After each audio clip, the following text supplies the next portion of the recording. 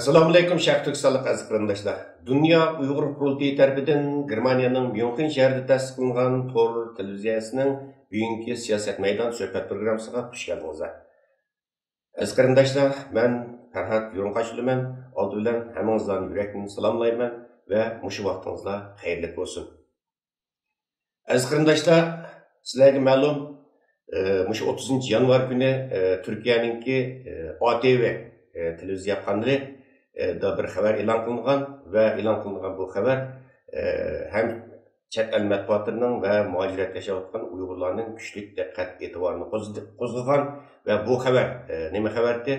ATV tərəfindən, yəni hökumətə yaxın bolğan ATV kanalı tərəfindən 30 yanvar verilgan bu xəbərdə Amerikanınki hazır Suriyadan bəzi ISIS-çilarni, yəni DAEŞ-çilarni deyli, bularni məxsus arqılarla bilan nimaga qurolliq bularni Afg'onistondagi Vohan koridoriga va Tojikiston taraflarga yetkazayotganligi va bular orqali bularni Talibanga silib, chunki Xitoy bilan Taliban anglashgan, Taliban Xitoyningki Ipak yo'li koridoriniki bexatarligini qo'llashga mas'ul bo'lgan, bu Badaxshan vodisidagi Afg'onistondagi shunga ularga silish uchun Xitoyningki bu yangi Ipak yo'li koridori transport liniyasini to'sash uchun bu yerda Uyg'urlarni opirib, Uyg'ur ISISchilarni va yoki Uyg'ur DAESHchilarni Afg'onistonga to'shib opirib degan xabar bergan edi va bu xabar zo'r qo'g'li qo'zg'adi.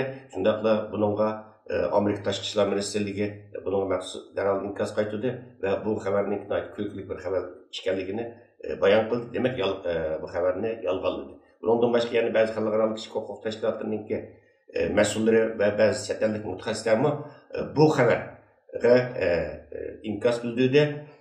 Bugun biz o'zimizningki Uyg'urlarningki birdan-bir istiqomat mutaxassisi Ankara'da istiqomat qilib turayotgan doçent doktor Erkin Ekrem efendimning bu vaqtdagi qarashini elish uchun bugun suhbatimizga ataydan hurmatli doktor Erkin Ekrem efendimni bugun suhbatimizga taklif qildik.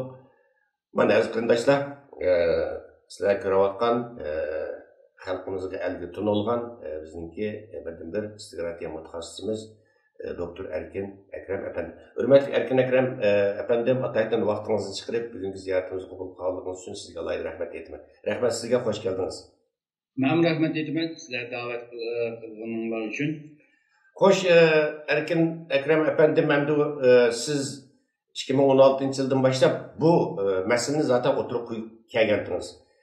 Bulup mesela bir qancha ay burun, xatolaşmagan bolsam 5-6 ay burun siz o'zingiz tasdiq qilgan elit bu grubida va WhatsApp grubida maxsus Xitoyningki mushaqda e'lon qilgan Xitoy tadqiqotchilarining bu vaqtda e'lon qilgan cho'ng hajmlik bir dokladini siz taqatqandingiz va shu dokladni Xitoy tadqiqotchilari bu yerda Amerikaningki Suriyadagi, Iroqdagi ba'zi ISIS-chilarni, ya'ni DAESH'chilarni shundaqla bu yerdagi Uyg'ur terroristlarni, ISIS'chilarni maxsus nimaga Tojikistonga, Afg'onistonga, ularning Badaxshan vodiysiga, hatto Bajulistonga, Pokistonning Bajuliston rayonlariga bu yerga to'shayotganligini va bu orqali Xitoyningki yangi Ipak yo'li strategik planni buzishga urinayotganligini bayon qilgan edi. U vaqtida biz tunji qatimliq program ishlagan vaqtimizda tunji qatimliq siz bilan o'tkazgan naq maydon programmamizda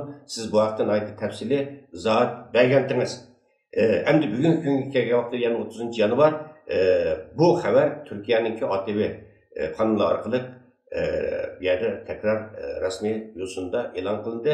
Endi bu kuchli diqqat e'tiborni qo'zg'ashdagi maqsad, chunki bu ATV hukumat biroz yaqin bir kanal bo'lgani uchun bu ya'ni chet el xalqaro kishilik huquq tashkilotlarining, siyosiy kuzatuvchilarning, mutaxassislarining diqqatini tortdi va Amerikaningki qaytargan inkosini siz ko'rdingiz. Siz o'zingiz bir istiqomat mutaxassisi bo'lish suhbatingiz bilan bo'libmi Xitoyningki yangi Ipak yo'li istiqomatlik plani haqida sistemali tadqiq qilish va kuzatish, tadqiq qilish yapayotgan bir mutaxassis bo'lish suhbatingizda siz buningga bu ATV'ninki bu xabarga qanday qaraysiz?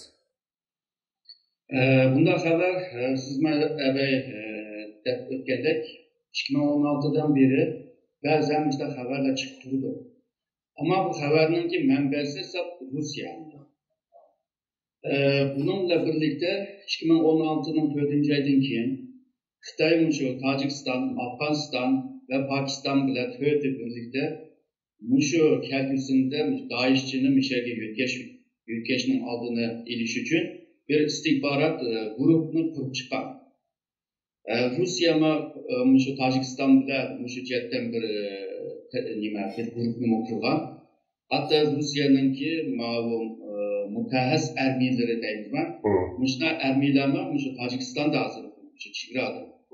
Bunun için Xitay şu Pakistan'daki Gilgit rayonunda, Pamir rayonunda ve şundakla Vahan koridorunun rayonlarda Xitay ermiylerini yerleştirgen. Hatta ben diyen bu rayonun isimlerini diyen bu rayonun Xitayning Çigra'nın sırtıga yerleştirgen. Şununla Xitay hazır şu Çigra'da onun tedbirlerini ep olgan. Hazır şu haber yeni çıkmadı çünkü şu haber çıkıştan evvel Amerika tarafından bir gapni degan. Yakın bir zamanın içinde şu Daeshchilarni yo'qitimiz ve tugitimiz de. Ve Suriye'den çıkıp hem de şu yemiga Irak'ta yerleşmekçi asker Amerika ermeyleri. Çünkü Amerika'nın ki hazırki şu oturuş şarttaki nişan İran. Amerika bununla birlikte şu Talibanlarla güreşti. Talibanlarla güreşken vaxtida şu Taliban bilan chiqishdi degan bir uchurni berdi. Yani demek ki Amerika şu İran'ı şarttan şu Irak'tan şarttan Afganistan'dan G'arbdan şu Irak bilan şu İran'ı bulmakçı. Bunda bir payda Rus tarafı hem de Daeshchini şu Afganistan tarafı, Pakistan, Afganistan ve şu Tacikistan şu tağlı rayonlarda ekildiğin şeyde de perez kılıp şunda bir haberini oturup koygan boz gerek. Bazı haberlerini iniklaş için izdiniş emas ya ki casusluk yolu bile ya ki istihbarat yolu bile emas. Mesela bir haberini oturup etip durup haberge boğan inkaslardan o haberinin doğru olup olmaganlığını iniklayalaydı. Şununla bu haberini oturup koygan ki mesela Xitay nimdeydi, Amerika nimdeydi, Türkiye nimdeydi, İran nimdeydi de hatta Hindistan nimdeydi de bunu güneş için oturup taşlayalaydı. Yani birisi bu Daeshçi ile Talibancılar arasında ziddiyet var. Yani bu rayon şu Taliban'ın ve El-Kaide'nin rayonu. Bu Daeshçinin bir yere ekildiğin iş olmasa bu rayonda yerleşiş kıyım bulur. Çünkü Taliban bile El-Kaide'ler ruhsat vermeydi buna. Eğer de Suriye'deki misalga El-Nusra teşkilatına ya ki El-Nusra teşkilatına bağlanan teşkilatlar bu Afganistan'a faydalı ise uyarı bir mantıklı bir ahval var. Çünkü El-Nusra ve şundaki onun bağlanan gruplar El-Kaide'de. Doğru. Şununla bu yerge isimsiz ya ki kimliksiz çıkıçar bile müşerlerge adam yürütke vardı diyen yapının yüzdeler bir yerde bir çalılık görünüyordu. Çünkü her kanda arıtlanlarda belgesi bulundu. Numurları bulundu. Qaysi devletning bo'lgan bo'lmaganligini bilamizmi? Shu nomerlardan izlab, ya'ni topilib bo'ladi. Shuningga men bu xabar yolg'izlar inkas qanday bo'ladi deb o'tirib tashilgan bir xabar deb o'ylayman hozircha. Masalan bu ATV bu hukumatga yaqin hozirgi hukumat beshi turayotgan Adolat va Taraqqiyot partiyasi, ya'ni Oq partiyami deyli. Bunun yaqin bir tevziye kanalında. Bunundan burun bu xil bu fikirni oturup atkan Xitay tarafında. Anlaşıldı. Xitayning tadqiqotchilari tarafidan oturup qo'yilgan bir nima. Onun paralel alda bu hukumatga hozir iqtidor partiyasiga Yaqin bir televiziya kanalında bunun e'lon qilinishi bu nimani tushuntirdi masalan? Bir Xitoy bilan bir bog'lanmasi bormi, bir aloqasi bormi buniki? Xitoy bilan bevosita bog'lanti bo'lganligini bilmayman. Men endi o'zimcha faraz qilyapman, bog'lanti yo'q deb o'ylayman. Ama bundaq bir xabar o'sha ATV uchun balki g'ayrati kelgan bo'lsa kerak. Buni burun qancha mutaxassislar deyishgan gaplarni hammani bir yerga kelgan ekan. Bu xuddi bir cho'ng bir narsaga aylangan bo'ladi. Bu xabarchilikda ba'zi mustaq o'yinlari bo'ladi. Ama hozirgi sharoit uningga yor beramdi, bermamdi masalasi bor. Ashyadan izlab ashni tadqiq qilib, buningki rost va yolg'onligini topib bo'ladi. Xitoy shu terror bilan kurash qilish degan qonunni chiqargan vaqtida ichida bir modda bor. Bu moddada shunday yozildi. Xitoyning chegarasidan chiqib terror bilan kurash qilmaymiz deb. Shunday. Lekin bu qonunda Xitoy armiyalariga bunday ruxsatni berdi degan. Shunday. Endi shu davlatni ruxsat bersa, o Xitoy armiyasi shu davlatga kiralaydi. Shu vaqtida muxbirlar so'rgan, Hongkongdagi bir muxbir so'rgan. Bu moddani qo'shgandan keyin sizlar boshda qaysi davlatga kirmoqchi degan vaqtida Afg'oniston degan gap chiqqandi shu. Chunki Xitoyning Afg'onistonda nurg'un mablag'lari bor, mablag' sog'in. Uni bu manfaatni qo'llash lozim. Hamda Xitoy Tojikiston bilan yaqin. Tojikistonningki taraqqiyotiga mablag' setilib, Tojikistonning Shanxay hamkorlik tashkilotininki shu minbarida uni tutib turibdi. Hamda Tojikistonni terror degan vaqtida ularni shu nima jiddiy qaraydilar. Shunga hozir Tojikistonda shu din jihatdan bir bisimi bor. Misol, yosh bolalarni cheklaydigan, undan keyin damollanlar hamsi davlatga sodiq bo'lgan deganda. Ularni shu tırnak içinde dağıtımı radikal İslamcı, mavi harfinin tili o başka dağıtımı aslında Müslüman deyiş lazım, yani radikal Müslüman deyiş lazım. Ularını Tacikistan'ın mavi xavfsizliği, mutluluksuzluğunu ziyan vermezlik için ularının şu çigrada tedbirlerini ilvadılar. Bu cihette Xitay ve Tacikistan hemkarlıklar. Hem de mavi Kırgızistan bilan hamkorlik qilyapti.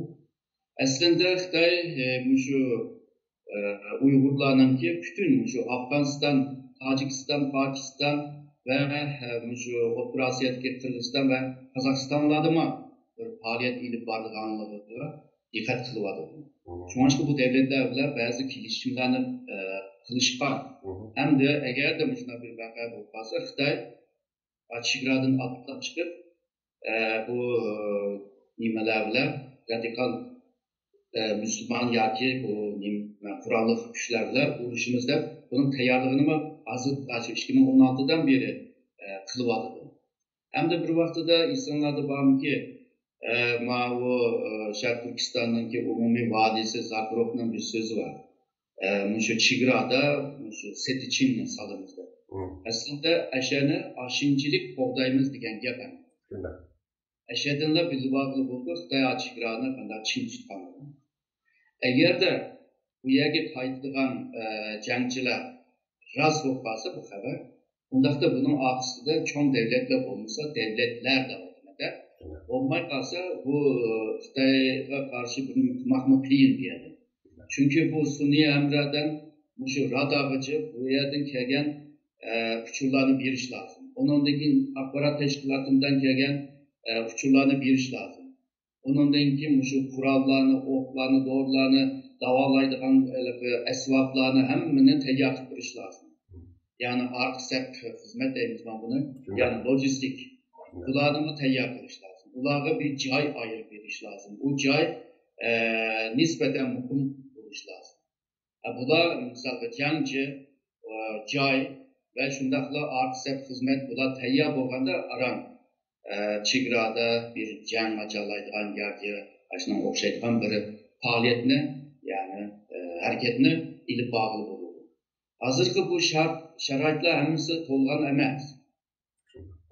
Men degan hozirgi sharoitlar shuningga hozircha Onda bir ahvalın əmilləşdirişmə biraz qiyin bir vəziyyətdə də oylayman. Mesela hazır Amerika'nın Tashqi ishlar ministrligining yozma shaklda e'lon qilgan bayonoti bu ATV'nin xabariga qarata nayt ko'klik dedi, nayt qisqalar. Biz zaten har qanday terror bilan mayli Taliban bo'lsin yoki Al-Qaida bo'lsin va yoki ISIS va yoki Daesh bo'lsin, biz ulardan oxirigacha kurash qilmaymiz. Bizning bu prinsipimiz o'zgarmaydi deb buni qayta bir eslatdi. Endi bu yerda Uyg'urlarla yaqinda hamkorlashib kelayotgan Uyg'urlarning samimiy do'sti Markaziy Germaniyadagi Dunyo xalq millatlar qo'llash tashkilotining raisi Ulrich Delius efendim bu vaqtda bayonot e'lon qildi. Bu e'lon qilgan bayonotda bu endi mazmuni asosan bu xabarningki Uyg'urlar uchun foydasiz ekanligini eslatdi. Uyg'urlar uchun foydasiz ekanligini eslatdi. Asos fikrimda bu xil xabarlar Xitoyninki Sharq Turkistonda tasdiqlangan jazo lagerlari masalasi bo'lgan bu xalqlarning diqqat e'tiborini boshqa yoqqa burash rolini o'ynaydi. Boshqa yoqqa burash rolini o'ynaydigan bir nima foydasiz bir xabar dedi. Endi ba'zi Uyg'urlar bu xabardan nihoyat hayajonlandi. Bu vaqtda har qaysi davlatlarda qattiq talash tortish bas munozaralar bo'layotdi. Uyg'urlar bir hayajon bor. Agar bu xabar rost bo'lsa, bu bizga foydali, chunki hozir xalqimiz qirilib ketyapti. Bizningki zaten oyg'idek bir yerimiz qolmadi. 5 milliondek Uyg'ur jazo lagerlarida ishkir o'lkalarga to'shilyapti. Bu yerda yetib chiqqanlar saranglab chiqyapti.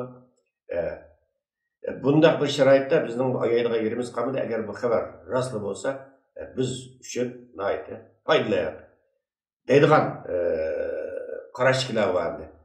Siz bu qarashlar qanday qaraysiz mesela Ulrich Delius'ning qarashiga, bizning ba'zi qarindoshlarimizning qarashlariga? Endi bu Uyg'urlarga ziyon berdi degan bu ahvol mencha vaqtincha ziyon berdi deb o'ylayman, chunki bundan xabar necha qitim chiqdi. Mana bizning gibi nima cho'chak bor bu, bu keldi deb. Aşının o'xshash necha qitim. Ama bir kuni rost bo'lishi mumkin deb insonlar bunday o'ylaydi. Mavi Xitoy hükümeti şu qo'shni devletler, şu O'rta Osiyo qo'shni devletlerle ticari münasebetleri, iqtisod münasebetleri belki aciz. Siyasi münasebetler var, bazı vaqtida ortak menfaatleri var, bazı vaqtida ortak menfaat yok. Bu devletler köperek eğer de Xitoy talamsa, Rusya talamsa dese köperege Rusya talaydı. Şununla Xitoy bu devletlerini kolunda yakın tutuş için bulanı, tutuş için şu terörizmge karşı hemkarlık diyenler bir vasıta kılıp işitiyordu. Bunu hem Şanghay Hemkarlık Teşkilatı'nın ki münberinde bu rampısta kılıyordu.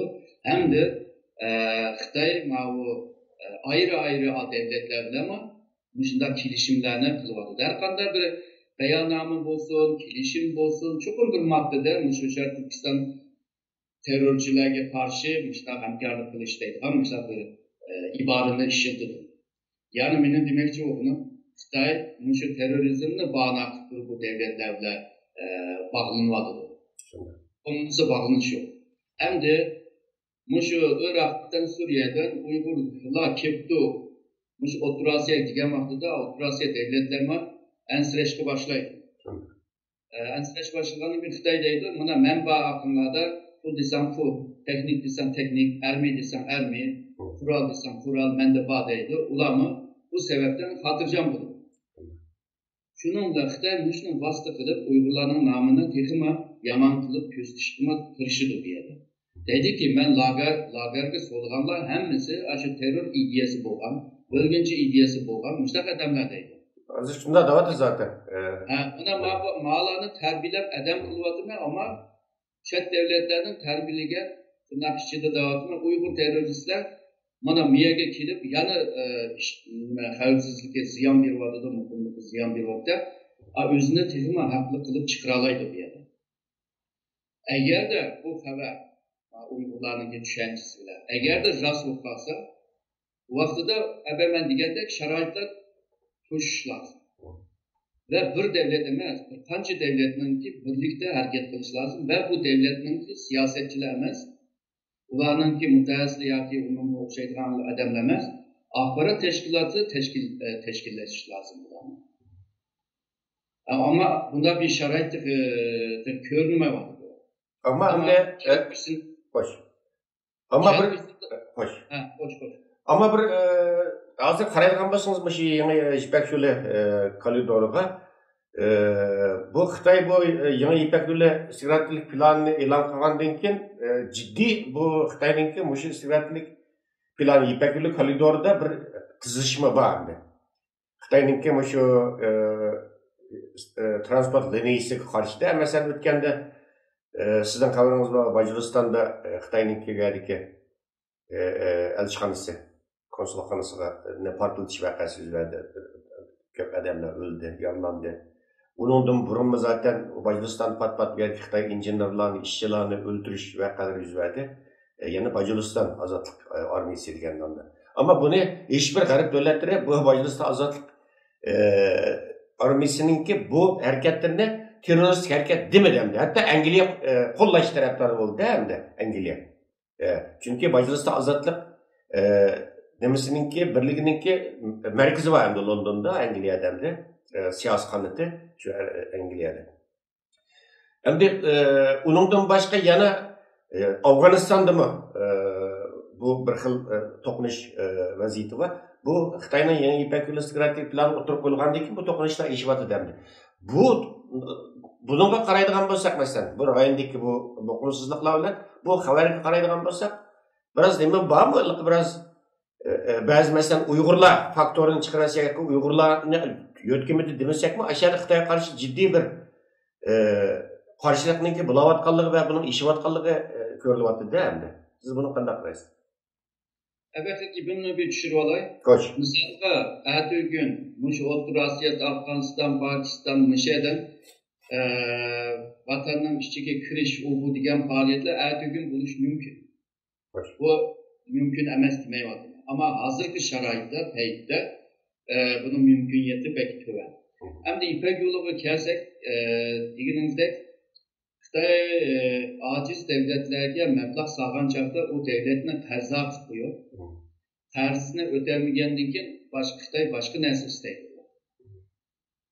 Başka narsani bermasa hamda bu qarzga bo'linadigan degan. Pokiston va Xitoyning qarzini berish uchun IMF'dan pul istaydi.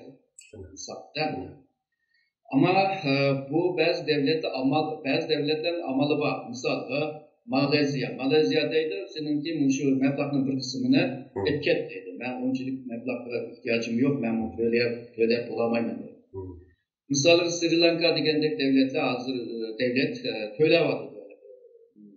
Xitoyning talab qilgan pulini meblağ sağlam pulini emasda. Shuningga bunda ahvollar ertesi gün jamiyat xarakterlik mesele yaratadi. Ya'ni Xitoy dushmanligini paydo qiladi. Buni Afrika devletlerinde mi köp görüyoruz. Bu ertesi gün şu Orta Asya devletlerinde ki Lager'den töpeyli Kırgızistan'da ve Kazakistan'da Xitoy düşmanlığıma yükseliyor. Ama Moğolistan'da Xitoy düşmanlığı yükseliyor. Yani şu İran'da Türkiye'ye gelgen çağda okşaşlar İran'da mı buluş mümkün Xitoy düşmanlığı veya Türkiye'de mi ertesi buluş mümkün. Çünkü Xitoy bu meblağını sağlan çağda başka bir nesnelerine vermeye var. Yani sen meblağını 100 koy sağlam olsan bunun 10 koyuna aşık hakları bir iş lazım.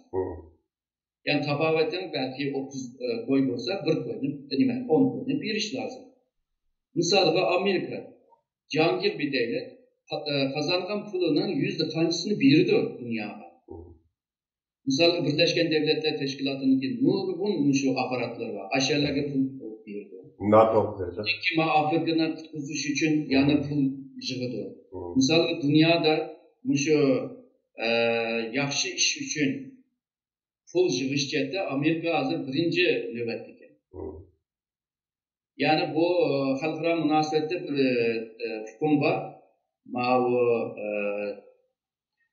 Cemiyet işlep çıkargan malını biriş pay demiz uygunca tercüme kılamadım. Yani public goods deydi. Bu yani bir çoğun birisi kazanganın bir kısmında farklılar ortaklaşmagan vaxtıda onunki itibarı inavıtı mı bulmayın. Xitay men alımanı dep de keldi 40 yıldan beri. Hazır onu bilemedi farklarga berişini. Şununla bu bir iktisadi ve ticari bilen bağlılık bir mesele. Yani bir mesele bu deniz yolu şunda, kurukluk yolunu depre. Bu Şarkı Türkistan'dan çıkandan keyin Kazakistan, Kırgızistan, Özbekistan, şundakla Türkmenistan, Nimgece, İrangacha, Türkiye'gacha kelmekçi oluyor. Bu taş yol, tömür yol, hava yol, internet yolu ve enerji yolu. Bu 5 yolunun xavfsizligini qo'llash lazım. Bu xavfsizlikni qo'llash uchun o devletler bilan birlikte bir xavfsizlik armiyasini qurib chiqish lazım. Bunu kuruş için Xitay hazır xalqaradagi cho'ng xavfsizlik şirketler bilan kelishyapti. Misalga o'tganlarda bir xabar chiqdi. Blackwater şirketi bilan Türkistan'da terörizmga qarshi hamkorlik qilgan. İşte gaplar chiqdi. O aslında burunla bağlı gapdi. Ondan başka Xitay şu dünyadaki ilg'or kelgan teknoloji jihatdan ilg'or kelgan devletler bilan devletning shirkatlari bilan şu radar meselesi, şu takip qilish jihatdagi şu elektronik teknolojisi degandek mushlar bilan chiqishyapti, kelishyapti. Yani Xitay şu xavfsizlikni qanday qo'llaydi degan bir cho'ng mesele.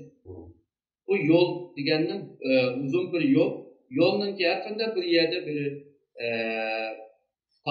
patlatib vaqa chiqarsa, o yol kesildi, to'sildi degan.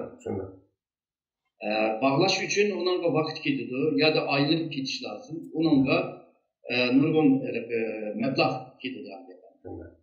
Şununla Xitay şununla ekmiyet bir vardı. Yani ertesi gün şu Orta Asya'daki devletlerle şu xavfsizlik meselelerini yani görüşüp yani şu işini hal kılıyor da oylayın.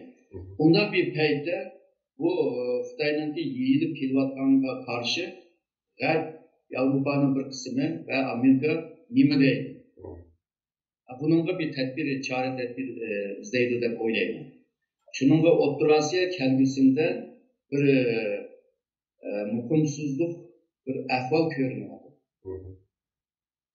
Bu ahval belki DAEŞ'çi bile, belki El-Kaide, belki Taliban, belki başka dinlediğin güçlerime peyda bulmuş mümkün. O vaxtda da hem de Uygurlar kadar, bununla kadar peyda bulmuş lazım diyen meselelerine var. Hazır misalga şu bir takım özgürlükler de eğer de Uygurlar kıtlamaya kalsa Uygurlar çette kalır. Her kanda siyasi harekette sen işçi de olmasan, tişi de kalsan sen çette kıtılsa değil. Öz vaxtda da misalga şu Ahmetcan Kasım efendilerini Beijing'e davet kılgan çağdıma devletini birlikte, hakimiyetini birlikte kurumuz dep davet kılgan.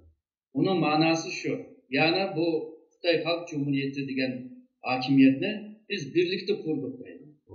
Birlikte kurgandaki Ahmetcan Kasımlama kurgucu budur. Ama keyin sevgiden efendiler ketken vaxtıda bu salahiyetine erişemedi. Şununla okşaş, bunundan keyin Orta Asya'da Xitay'dan şu Türkiye'ye bo'lgan bu rayonda Uygurlar eğer de rol oynayansa kelgüsündeki o taraqqiyot ama aralashmagandek chetga qekildi. Nurgun devletlerime Uygurlarınki şu küçüğünü sınavadı. Ve nurgun Uygurlar bilan sözleşip, görüşüp ulardan malumat aldı. İlip ularınki analiz bilan birlikte chiqargan xulosimi pek nima emas, yaxshi emas. Shuningga bunda bir aciz bir Uyg'ur kuchiga tayangan taqdirda ziyon tortish ya da putur berishninki ehtimoli yuksak bo'ladi. Undaqda Uyg'urlarni ishlatmay boshqalarni ishitish mumkin. Undaqda Uyg'urlar yana chetda qaytarish mumkin. Shuningga buni ciddi oturup müzakere kılış lazım. Çünkü dünya terakkiyatiga qaraydigan bo'lsak, bu hissiyatlik bilan tushungan və arzuluq bilə düşənən düşüşlər yoki düşüncələr pek əməli tərəfdə bir qarşılığı olmaydı. Amma akıl bilə, plan bilə, yol xəritəsi bilə qılğan işlərin köpü həm də nəticə alalaydı, qarşılığını tapalaydı. Şununla bəzi məsələlərə hissiyatlıq bilə emas, aqli bilə yaxınlaş lazım.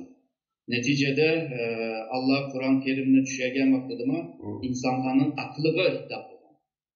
Yəni hissiyat və duyğusuğa emas. Hakikaten hem de bu Xitayına ait ahlaksız bir devlet bu kalan ticaretin kalan kreminde dünya ile paylaşmaydı. Yani dünya mesela Amerika'nın da ettiğimiz birinci orantılık insani yardım cihetinde hem de nerede afet olsa, neler olsa, tabii afetler, balay kazanlar, uğraşlar ve başka onları verdiğin yardımı, paravallık yardımı dünya boyunca birinci orantılık. Hem de Xitay ahlaksız devlet mesela sizden haberiniz var, Tacikistan'da mı kazı okup koyup, başlarına mı kıstat verip, iki kıtım onların zemin ele aldı, değil mi? Daha kazın onuğa. Zemin ele aldı, hem de buna ait çoğun bir devlet için zeminini kazıga tutup bir işine ait, hem de işitlikine ait çoğun bir hadise, hem de tradige değil bu hem de. Hem de mesela siz dediğiniz şarayet hazır pişip bitilmi deydi. Ama hem de Amerika'nınki Afganistan'da ait çoğun harbi bazıları var hem de. Fakat Amerika'nın emas, başka devletlerden var mesela, Germanya'nın başka devletlerden var. Umum bulup NATO'nun. NATO'nun değil, NATO'nun çoğun bir bazısı var hem de. Eğer de muşu haber veya ki rastga aylanıp yakın kelbisi de. Çünkü bizim kulağımız zikirledi, bu inak mı inak emas bilmeyimiz. Suriye'deki Turvatkan Uygurlar'ınki hemisi gerek asasiyetin bu El-Nusra'nınki terkibi de anlayımız hem de rast olsa. Bu yani Afganistan bile münasebetlik de hem de El-Qaide bile hem de. Taliban bile çetiştik diye. Müşündak bir fırsat kirip, müşündak bir haber, bu haber rastga aylanğa vakti Uygurlarını miş kılış gerek mesela. Bu fırsatta kadar paylaş gerek. Aslında bu haberde bu oturup çıkmasından evvelle Uygurlar bir neslerini kılış lazım. O haber çıkmadan ki iş tüydü diyen iş tüygen ki haberler verildi. Hemeden bilmeydiğin haberini biz akbarat deyimiz. Yani istihbarat. Hemeden bilip olanı haber deyimiz. Çünkü bilinip olan haber aylanıp olan işler hem de iş tüydü diyen. Çünkü bu iş tüymezden evvel muşu neslerine, muşu eğer başında bir plan, nişanlık olsa hazırdan başlapla planlaş lazım. Hazırdan başlapla münasebetli devletlerinin ki akbarat teşkilatlarıyla görüş lazım. Ve yüzünün kolu bir plan buluş lazım. Ve o plan aşı devletine hayır kılalaydıgan buluş lazım. Eğer de o hazır proje de böyle, o proje kabul kılınıp kalsa onun ki maddi cidden onun kollaşma oturup çıkıdı olur. Yani asan olur. Şununla hazır eğer de Uygurların yaşına bir niyeti olsa hazırdan başla plan kılış lazım değil mi? Doğru dersiniz ya, doğru. Hem de mesela Tibetlilerin gibi başına bir fırsat kelgen anlayabiliriz bazı haberlerden. Tarihi menbelerde mesela 60. yıllarda Amerika'nın ki bir Türk'ün Tibet yaşlarını apırıp Alaska ve Tibet'in havası okşak diyorlar. Alaska rayonu apırıp bir yerde terbiyelep paraşütla bilen nemek atkan, Tibet'e atkan. Bu bazı tarihi menbelerden bunu anlayabiliriz hem de. Hazır tarihi şerait hazırlandı deysiz çünkü bir yerde Rusya faktörü var hem de, bir yerde Hindistan. Ama keyinki mezgillerle qaraydigan bolsanız bu Qozog'istonlarda, Qirg'izistonlarda Xitoyga qarshi norozilik faoliyatlari bo'lyapti Qirg'izistonda shu. Hamda bu Bajulistonda, Pokistonda, Bajuliston rayonida Xitoyga qarshi qattiq shiddatli to'qinishlar bo'lyapti, qarshiliklar, qurolli qarshiliklar bo'lyapti. Hindistondan ba'zi harbiy mutaxassis o'tganda bir harbiy mutaxassis degan gibi mi Xitoyning eng chong dushman kategoriyasiga kirgizganda bu eng chong tahdid Xitoydan keldi degan Rossiyaningimi ba'zi tadqiqotchilar orasida bu xil fikr kuchayapti endi hozir. Bu shunday bir sharoitning yaqinlab kelayotganligi masalan ne ko'rsatmamdi. Masalan Amerika vaqti kelgan vaqtida Xitoyning bu o'rtaq tahdidiga taqabul turish uchun Rossiya bilan Hindiston bilan birleşip bu Xitoyning yangi İpek yo'li koridorini to'sash imkoniyati bormi kelgusida? Bunday imkoniyat tug'iladimi kelgusida? Bunun ihtimali var. Ama hazırki paytda az. Fakat bir mutaxassisning, bir generalning yoki bir üniversitedagi ma'lumning bir egiz gapi bilan davlat ashuni qarab chiqmaydi. Devletninki karar alma mekanizma var. Yani kararını ilişkinin bir mekanizma var. Mekanizma. Bu mekanizma işleş lazım. Bu mekanizmada nurgun uçurlar kiliş lazım. Birinci uçur, şu giysilerden çıkan haberler, televizyonda çıkan haberlerine analiz kiliş. İkincisi bu üniversitedeki malumlarınki akademik tatbikatından malumat iliş lazım. Onundaki istihbarat teşkilatından malumat iliş lazım. Onundaki siyasiler bir yerde oturup bunu müzakere kılır. Köpünce devletlerde bu Milli Xavfsizlik Konseyi var. Bu malumatlar yığılıp o konseyde kirdi. Konseydekiler onundaki mutaxassislerini yığıp onundaki müzakere kılır. Müzakere kılgan çağda bunun zihni nimo, faydası nimo, yaki müdürlük kısmı nimo, hemmini iniklap olur. Onundaki bu yerden bir karar çıkıyor. O karar onundaki ya başminister ya ki cumhurreis yani prezident oluş mümkün. Onundaki sunuldu. Sunulgandaki prezident onundaki karar verse onundaki bulundu. Ama hem adam eğrisini içip sözleyeleydi. Generalımı sözleyeleydi. Ama o generalın sözü çokum siyasetke aydınlığı diyen bir nesi yok. Devlet yüz aldığı bir kıl alaydı bir kıl sistemi var. Aşınında karar iş kıldı. Birisininki vakırışı, birisininki jığılışı, birisininki hissiyatlık gap kılışı, halkını kozgandıralaydıgan gap kılışı da o bundan mağmayla. Ama olanın gibini hem de bu taraf bir yerde bir not ek koysa buldu. Yani kağızgımda yazıp koysa buldu hem de. Çünkü meyada mındak bir göz karaş bakıya digenlikini ispat kılalaydı. Ama lekin devletin ki baş ministri ya ki prezidenti eğer de aşına bir gapni dep salsa demek ki karar ilin bol dedigeni. Misalga Amerika Xitoy bilan sözleşken vaqtida taqalışıp qolgan chaqda Amerika tarafda mında bir gapni deydi. Xitoyning bu qilmishliklarini biz qabul qilolmaymiz deydi. Muşu gapni anlapla mındal o'ylaymiz. Bunun bu gapning aqsida va bundan keyin kısa bir zamanın içinde Xitoyga karşı bir tedbir, bir çare hemen bulungandek icra kılınışa başlaydı. Şununla devletler mi, prezidentler mi uç kaşkar giymeydik yani. Misal hazır Amerika degende bunu biz kabul kılamayız. Degenden keyin onun tedbir edilip faaliyet siyasetine yürgüzüşe başlaydı. Her devletin ki aşına gibi okşmaydı. Ne deydiğim gibi. O medeniyetke, kültürge bağlı. Aşı devletinin uzağı kültür. Misal Türkler bekerek uç kaşkar sözleydi. Bili vakıs. Amerika evvel degende müşrin sözleydi. Ruslar ya mındalıkı ser verip sır vermeydiğen şeklinde sözleydi. Xitoy külüp ötküzüydü. Xitoy eğer külüp ötküzverse çatak vardı. Xitoy eğer de habuk olup bunda bulgan bolsa bununla hem de bu o derece kemerdi de planlanan şeydi bu aşkar bu bağışka bu tiyet vardı bu da düşensek oldu. Yani hem devletin ki aşk ifadesi okşamaydı. Şununla meyli Rusya'nın, Hindistan'ın, Pakistan'ın, Türkiye'nin ya ki Xitoy'nın bir general, bir malum, bir profesör bilimi gap ise onunla pek şimdi kesimi bulmaydı. Çünkü halkara siyasetle ve devletin siyasetleri hazır biz oyladığındaki manmaydı.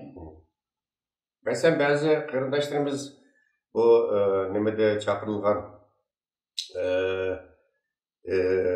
Latin Amerika'da bu G G20 yığında balık Xi Jinping'le taraf görüşkendeki çikilerle oturması biraz yumuşaş olan bu soğudur işi bekleyiğinde bu soğudur bu iş mezgilinde çikilerle oturması. Onun için hazır söhbet ötküzüyorlar bakın çıkartıp söhbet ötküzdü Amerika tarafıyla Xitay taraf bu soğudur işi münasebetiyle ama ilgirleşme adab Amerika'ma suhbatdan mamnun ekanligini ilgirlashning borlig'ini davatda bir yumshash bor hamda. Ammo yana bir tarafdan qaraydigan bo'lsangiz, Amerikada va Amerikaga yaqin davlatlarda Uyg'urlar masalasiga bo'lgan bu ta'qib qilish bu texnik kuchayapti endi.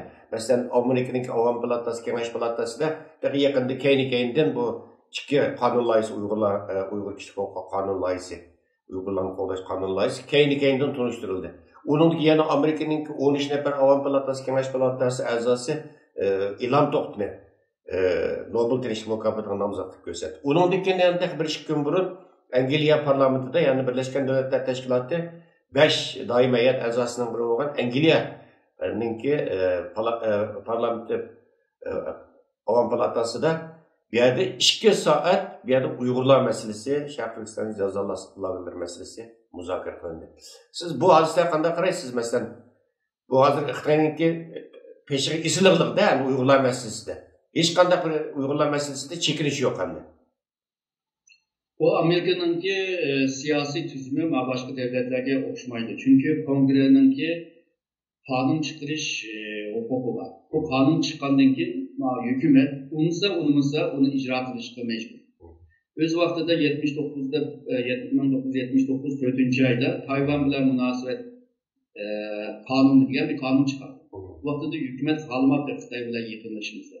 Ama kanun çıkandan ki hükümet onu kanun deb icra qilishga mecbur qildi. Shunga hozir shu Amerikada bo'layotgan shu taraqqiyotni naiti aqlli bilan naiti sultan tanıtmay deymiz-ku. Kimitmay, misal ilib minish lozim.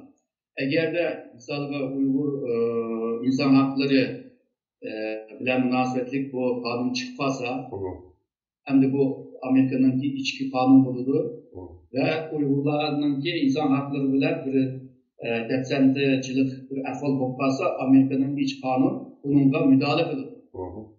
Bunundan yoğan iş yok. Bunu kızvatkan adamlar var ki, onu tuydum. Bununki Magnitsky Act'si var, kanunu. Eğer de Amerika'da şu Türkistan'daki emeldarlar hakkında bir kanun çıksa, bunun okşaşını Kanada'da, İngiltere'de, Avustralya'da, nurgun devletlerde okşaşını çıkarılırsa, bu vaxtıda Xitay emeldarlarını muhasebe ediş kalkarada. O işi yaraydı. Eğer de bu işi neresi çıksa, bu naydı çoğun bir kalp. Bunu belki bazı Uygurlar 20. yüzyıldaki aran düşüneliydi. Bazı. Ama bu naydı mühim neresi. Bunu bozmaylı. Bununla bazı vaxtıda ağzımızın jumaylı bu Amerikalılarga taşlap bir ulanınki kılışında yardım kılıştıla biz güç çıkarsak olur da oylaymayın. Neymiş ki bunun bunda değmen degen vaxtıda 71'de şu Henry Kissinger'nin Xitayga birişi bilen birlikte Xitay-Amerika münasebeti yakınlaştı. Kilercili onundaki Prezident Nixon'un Xitay ziyareti bilen birlikte Sovyetler'e karşı iki devlet strateji şerif oldu. Onundan keyin Xitayga ziyan berdigan hem işini to'xtatdi Amerika. Vyetnamdan chiqadigan bo'ldi, Tayvandan chekilib chiqadigan bo'ldi, Xitoyni Birlashgan Davlatlarga akirgan bo'ldi, Birlashgan Davlatlar Tashkiloti doimiy a'zosiga akirgan bo'ldi, texnologiya va mablag'dan yardım qilgan bo'ldi, qilgan yaxshilik qilgan. Keyin Afg'oniston urushi chiqqandan keyin Amerika bilan texnik hamkorlik qildi shu masalalarda. Amerika Xitoy bilan bir mezgil yaqin o'tdi. Shu vaqtida misol Radio Liberty'dagi Uyg'urcha bo'limni yepitish misol. Ertesi bu Trump Xitoydan oladigan tijoriy va iqtisodiy manfaatni oladigan taqdirda ikki davlat bilan yaqinlashish munosabatini yana davom qilish mumkin. Yaqinda shu 20 yil qaraydi. Bill Clinton'ninki prezident saylam vaqtida bir gapni degan. Bag'doddan Beyjinggacha bütün diktatorlarni hammani o'ldirib chiqdimizda. Birinchi qatim boshqarayotgan vaqtida shunday qilishdi. Ama ikinci qatim hokimiyatni boshqargan vaqtida Xitoy bilan strategiya hamkorlik qildi. Hatto Xitoyni dünya tijorat tashkilotiga kirdi. Onundan keyingi nimalarga qaraydigan bo'lsak, George Bushga qaraydigan bo'lsak, ma'u nima ondan evvel Barack Obamaga qaraydigan bo'lsak, hammasi shunday bo'ldi. Birinchi qitimda hammasi Xitoyga chimdi. Ikkinchi qitimda hammasi Xitoy bilan yaqinlashdi. Yani Trump'ma belki bunday bir yo'lni izlash mumkin. Çünkü Amerika'nınki koyu bütün dünya. Ama bu dünyanın içinde bir qancha yamanlardan var. Misal Xitoy, Rusya veya Hindistan degandek. Şununla bu Amerika'nınki o'ylagan ve ko'rgan doira bizning ko'rgan doiradan kam bo'ladi. Yalnızla ularınki nişanıda Xitaylı bağ emas. Şununla Rus'unu bir taraf qilish uchun Xitoyning jim turishini xohlaydi. Yoki Xitoyni joylash uchun Rusiyaning jim turishini xohlaydi. Ama agarda Xitoy jim turib bersa, Trumpning talab qilganlarini hamma berib bersa, undan keyin ikki taraf munosabat yaqinlashishi, ondan keyin butun kuchi bilan shu Rusiyani ham Shimoliy qutbda, ham Venezuela'da, hem Suriye'de hem de Pasifik yani Japonya'nın ve Rusya'nın çıkardı olan rayondaki xavfsizlikni qo'llash uchun Rusya bilan ichishida.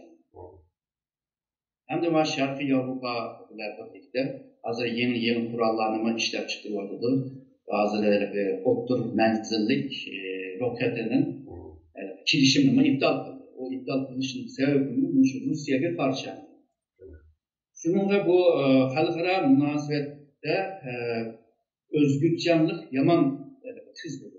O'zgurcha. Shunga ma'lum nima bizning sobiq Cumhuriyet Demirel'ning bir so'zi bor. Bir kecha siyoset uchun nihoyatda uzun. Yani Türkçe'de bir gap var bu. Kun tuqqan vaqtida nimalar tug'ilmaydi. Yani kun tug'may turib nimalar tug'ildi. Şununla bu pek özgür tug'ashga bizningki o'ylagandek bo'lmaslik mumkin. Ba'zi mutaxassislar osmondagi bulutga o'xshaydi. Yani bulutma her minutda o'zgarib turdi va ashunga o'xshaydi. Shunga bugün qila oladigan ishni darhol qilish lozim. Bütün kuchlar bilan uni qilib bilish va u qonunga aylanib bo'lgandan keyin u anandagi qonundan chiqishma oson bo'lmaydi. Şununla Türkçe'de öncelik deydi ama başta kıldıgan kişinin tanlap ona yaxşı ilip bir iş lazım. Ama meseleni yani tar kömek yani kem ve jirak görüş lazım. Bu şu komple deyimiz boyunca umumi mıda karalgan takdirde onundaki uçturuluşununki nispi enanki şükür bulunur. Eğer de uçukan işle şoklumen deydiğen olsa o keynida qolgan bir xil uslub. Hozirgi 21-asrga moslashmaydigan bir uslub. Xo'sh. To'g'ri dedingiz, haqiqatan ham bu yuzini pish og'zini tishlab yozsak bo'lmaydi. Chetlarliklar doim ta'kidlaydi bizga har ehtimol bo'lishi mumkin. Xalqaro vaziyatda har zaman jiddiy bir o'zgarish bo'lishi mumkin. Xitoy ichida jiddiy bir tasodifiy bir o'zgarish bo'lishi mumkin. Har zaman tayyor turishing kerak deydi. Tayyor turishing kerak, ihtiyojatni ozodlik qilishing kerak deydi. Bu hamda kuzatib turish, shunday xabarlarni anglab o'tirish deganlik emas. Boya siz deb o'tgandek, bu vaqtda sistemni tadqiqot qilish, har bir planni puxta hozirlash, har bir planimizni hozirlash va siz degandek munosabatli davlatlar bilan ko'rishish, aloqa saqlash va Xitoyga qarshi barliq kuchlar bilan moslasha oladiganligimizni va bu jihatda moslash iqtidorimizninki borlig'ini yani isbotlashimiz mumkin.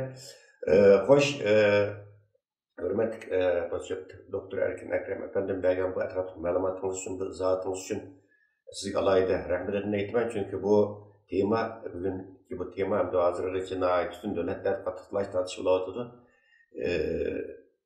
Biz endi subyektiv hissiyotimizga siz degandek berilib ketmasligimiz kerak va biroz aqlli mantiqqa tayanib, o'zimizga puxtalib, o'zimizning plan programmalarini yaxshi hozirlab, har zaman o'zgarish ehtimoli bo'lgan dunyo vaziyatiga moslashishga hozir turishimiz kerak ekan va siz degandek bu mayli Ipak yo'li koridoridagi bu yerdagi hodisalar bo'lsin, bu yerdagi hargiz biz u hodisalardan sirtida qolmasligimiz kerak ekan va uning ichida qilish uchun nimalarni qilishimiz haqida obdan hozirdan boshlab buning hisobotini obdan qilishimiz kerak ekan.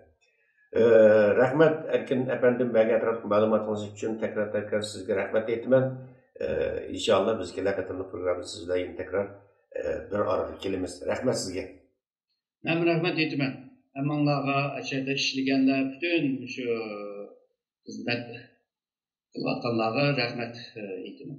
Rahmat sizge.